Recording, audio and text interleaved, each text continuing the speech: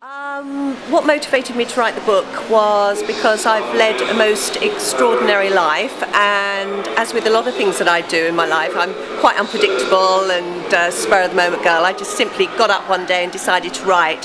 3 months later I had the completed manuscript in my hand.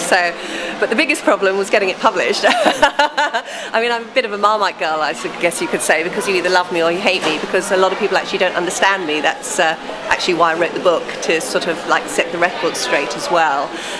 The term Marmite is interesting because it is like that. You asked various women that were coming down here this morning, some people had really interesting questions, some just sort of said, oh, it's all vanity, but it's not all about vanity, is it? No, it's never been about vanity. I mean, the book is actually full of sex, abuse, con artists, everything that I've been through, celebrity excess mixed with loads of plastic surgery, and it's basically about the dark side of fame and how being addicted to dangerous men and the power of money and sex can almost kill you. That's a brief summary of my book.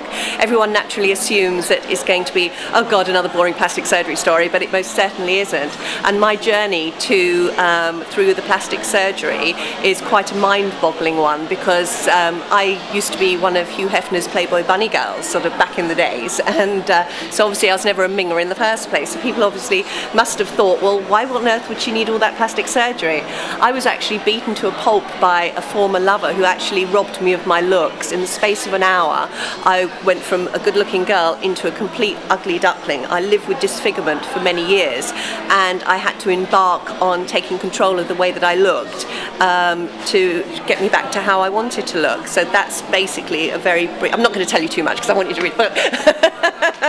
Because you entered in the area there of domestic violence, yeah. Some people are still staggered by the figure that 2 women a week die from domestic violence. I mean, that's one of the messages comes up as well. Yes, exactly. I actually campaign for domestic violence survivors, and some of the profits of the book will go to my domestic violence charities as well. I suffered domestic violence for probably 16 years of my life, the majority of my life, and it's all very easy for people to say, oh, why don't you just get out, just to sort of walk away. But when you're actually in that position, it's not that easy, because you take a battering not only from the outside but on the inside as well, and when you're actually in a mess on the floor, you have nowhere to go, and it's not that easy. And this book is actually very empowering to a lot of people, and men and women who've suffered domestic abuse on that scale. How are you coping with the fame, so to speak, on that nature? Well, the strange thing is, I never actually asked for any fame and stuff like that. I mean, it was quite. I was propelled into the spotlight many years ago. I ended up on one of our primetime TV shows. And to be quite honest, it was a completely disastrous interview, and I walked off the set thinking, oh my God, I came across right bimbo, God almighty, God help me. And but my phone didn't stop ringing. Now, I was a practitioner of aesthetic medicine, which is my trade, in Harley Street. I have my own consulting practice even now. I'm an associate of cosmetic surgery company. But I walked off that set and my phone didn't stop ringing. And it wasn't just from UK, it was from foreign territories as well.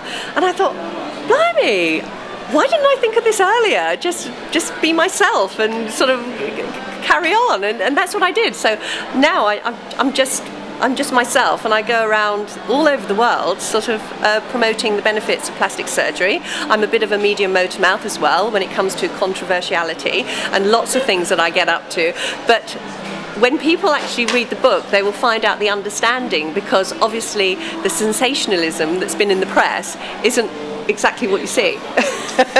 Do you ever wonder what you would look like now if you hadn't had an inch of plastic surgery, cosmetic surgery? Well, I've no idea. I don't even think I could go there, to be honest. I mean, obviously, I was robbed of my looks. But if I wasn't robbed of my looks and I just left myself, it's sort of like to not have any surgery at all, then I don't know, maybe it fills me with horror. I don't know. And finally, have you finished?